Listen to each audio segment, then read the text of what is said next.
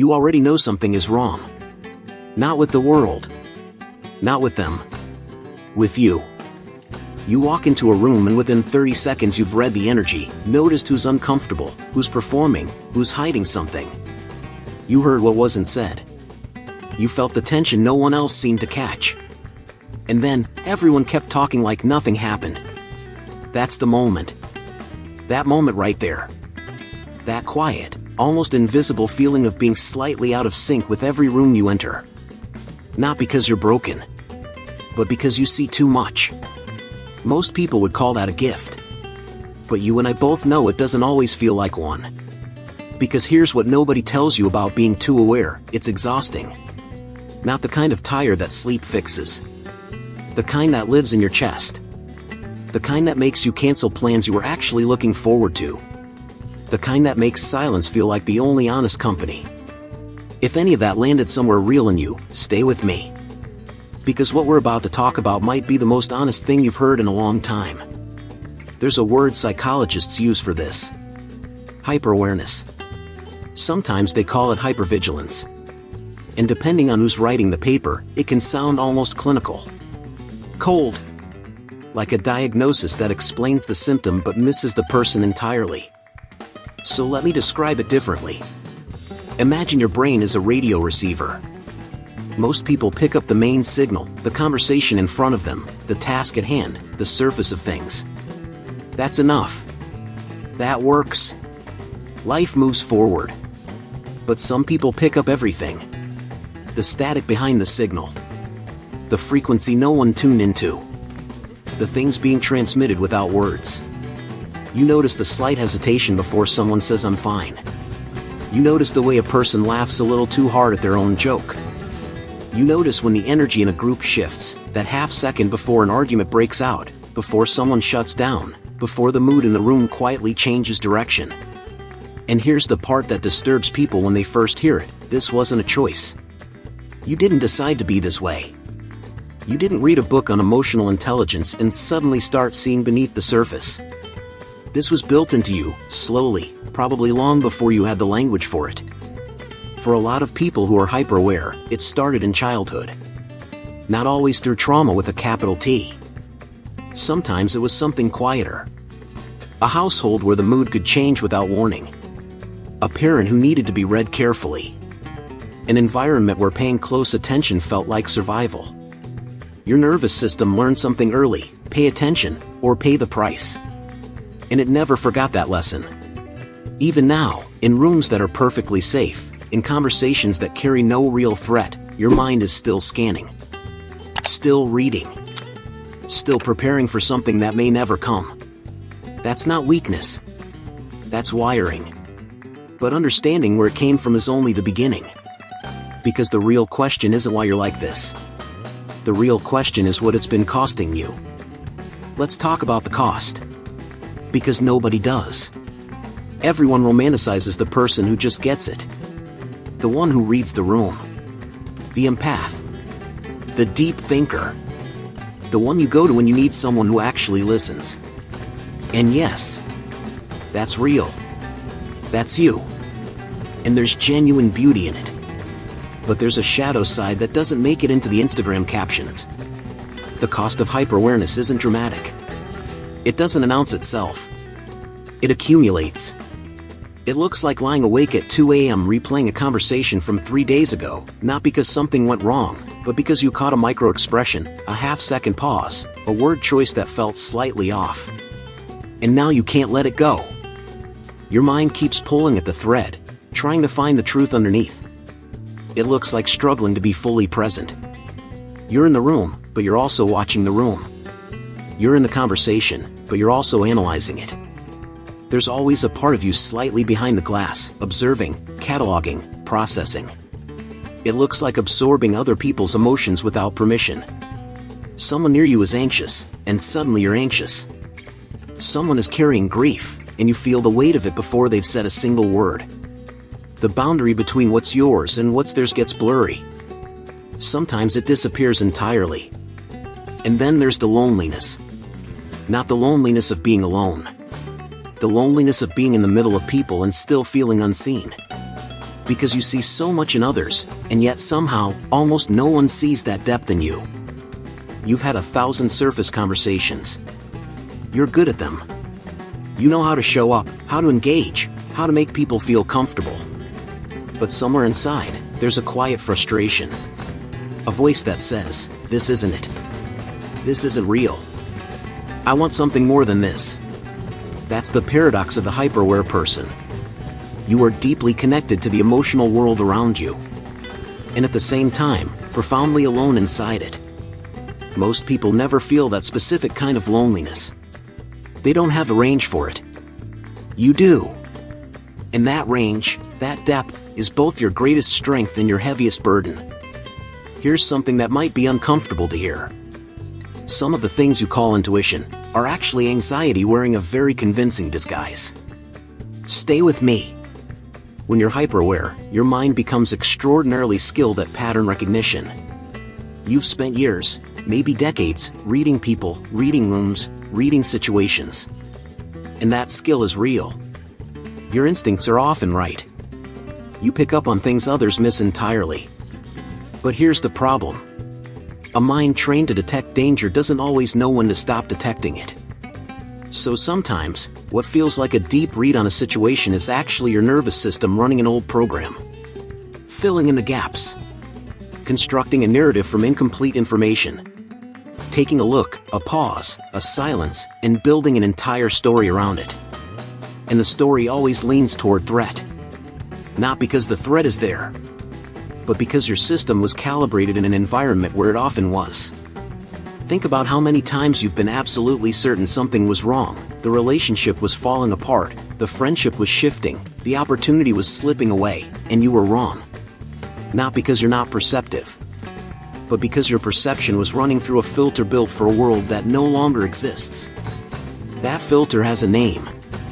In psychology, they call it a negativity bias amplified by hypervigilance. But in plain language, it's simpler than that. It means your mind is better at finding problems than peace. And the cruel irony is, the more aware you are, the more convincing the false signals become. Because you're smart enough to construct an argument for why your fear is actually logic. Why your anxiety is actually wisdom. Why your worst-case scenario is actually just being realistic. You've probably done this. Dressed up fear in the language of reason. Made it sound like discernment.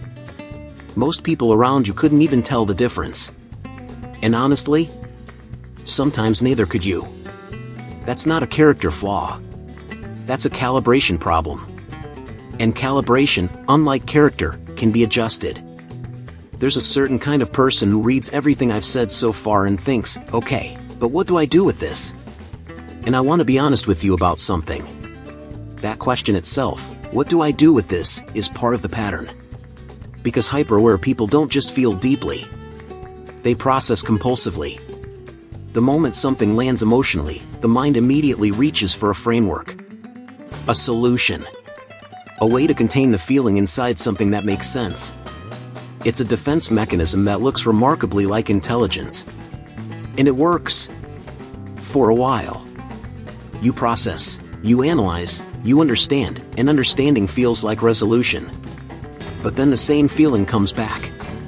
Different situation, same weight. And you analyze again.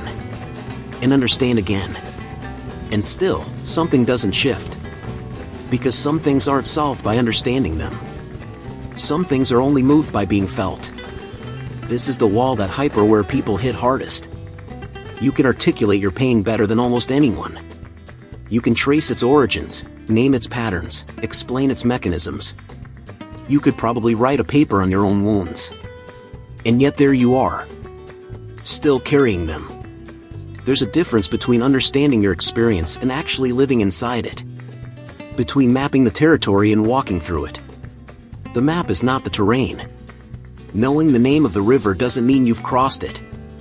And this matters, because the hyper-aware person often confuses comprehension with healing.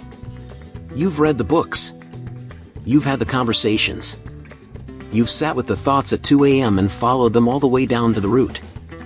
You know yourself, probably better than most people ever will.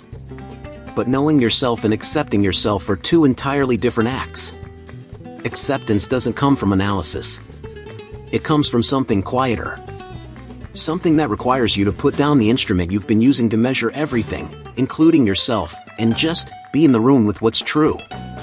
No commentary. No framework. No next step. Just the weight of it. And the strange, unexpected peace that sometimes lives on the other side of that weight. That's not something you think your way into. It's something you have to allow. Let's talk about relationships. Because this is where it gets complicated. The hyper-aware person is, in many ways, an extraordinary partner. Friend. Colleague. They remember the small things. They notice when something is off before you've said a word. They show up with exactly what you need sometimes before you even know you need it. People feel seen around them. Genuinely seen. And that's rare. That's something most people spend their entire lives searching for. But here's what happens on the other side of that dynamic. The hyper-aware person often gives in a way that slowly depletes them. Not because they were forced to, but because somewhere along the way, attentiveness became their primary currency. The way they earned safety. The way they kept people close. The way they made themselves necessary. If I take care of you well enough, you won't leave. If I read you accurately enough, nothing will catch me off guard. If I stay one step ahead of the dynamic, I stay protected. It's not manipulation. It's architecture. Built quietly, over years, by someone who learned that love could be conditional and attention was the price of admission. And so they give. And read. And attune. And absorb. Until one day they look up and realize, nobody in this relationship is actually asking how I'm doing. Not really. Not the way I ask them. And the painful part isn't the imbalance. The painful part is realizing you built the imbalance yourself. Unconsciously. Carefully. Brick by brick. Because being needed felt safer than being known. There's a particular kind of exhaustion that comes from being the person everyone leans on. Not because the leaning is too heavy, but because you've never learned how to lean back. How to be held without immediately calculating whether you're being too much. Whether your need is acceptable. Whether showing your own weight will make someone finally decide you're not worth it. You've been the strong one for so long that vulnerability feels like a foreign language. You understand it perfectly when others speak it. But when it's your turn, the words don't come. And so you stay in the role.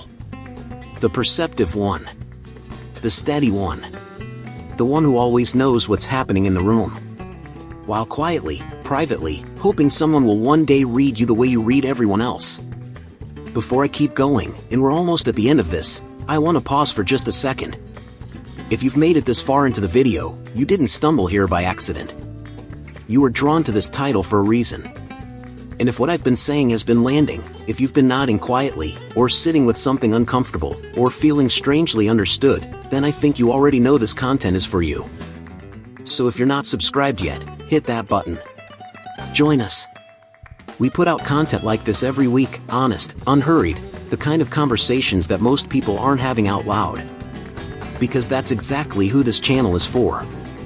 The ones who think too much, feel too much, and are tired of content that treats them like they can't handle the real thing. Alright, back to where we were. Because here's what I haven't told you yet, and it might be the most important thing in this entire video. The awareness doesn't go away. I want you to hear that clearly. There is no version of this where you wake up one day and suddenly stop reading the room. Stop feeling the undercurrents. Stop picking up signals no one else is tuned into. That's not the destination. And chasing it will only exhaust you further. The shift, the real shift, isn't about becoming less aware. It's about changing your relationship to what you notice. Right now, for most hyper-aware people, every signal demands a response. Every piece of information the mind picks up gets processed, analyzed, stored, acted upon. The awareness is always on. Always working.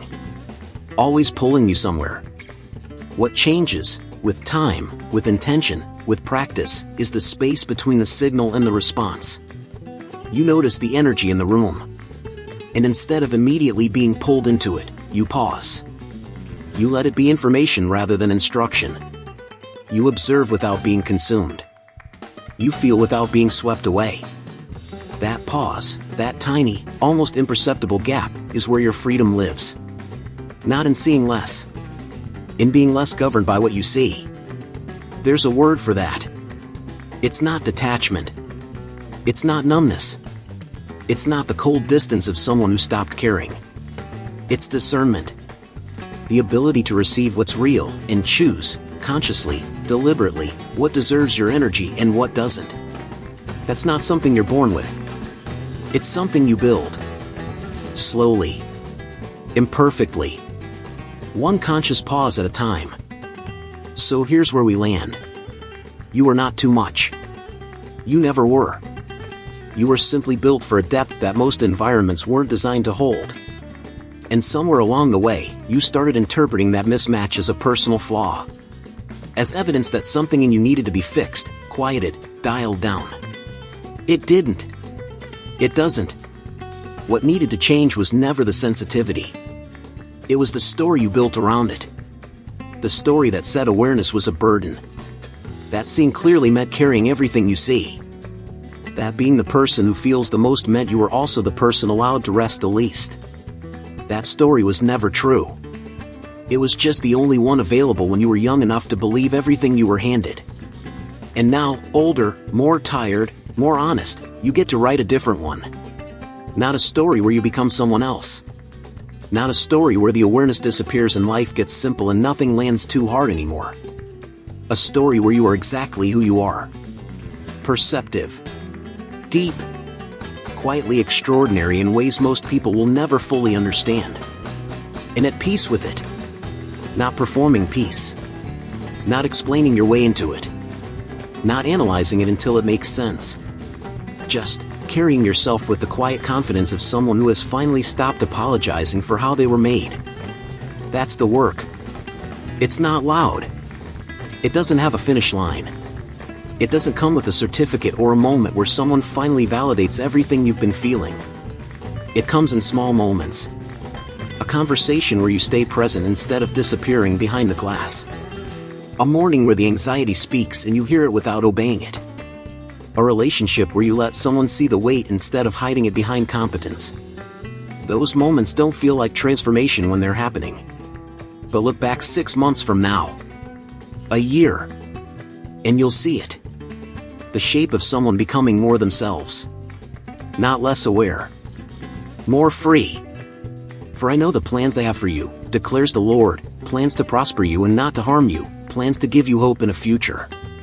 Jeremiah 29 verse 11. That verse has carried a lot of people through seasons where their own mind felt like the enemy. Maybe it carries you too. If this video found you at the right moment, hit that subscribe button. It costs you nothing and it means everything for what we're building here. Share this with 5 people you think need to hear it. Not because I'm asking you to grow a channel. Because some people in your life are carrying exactly what we talked about today, quietly, alone, and they don't even have the words for it yet. And leave a comment. A real one. Not just great video. Tell me something true, what landed, what hit different, what you're still sitting with. And while you're down there, tell me what you want to talk about next. What's the conversation you haven't been able to find anywhere else? I'll be here.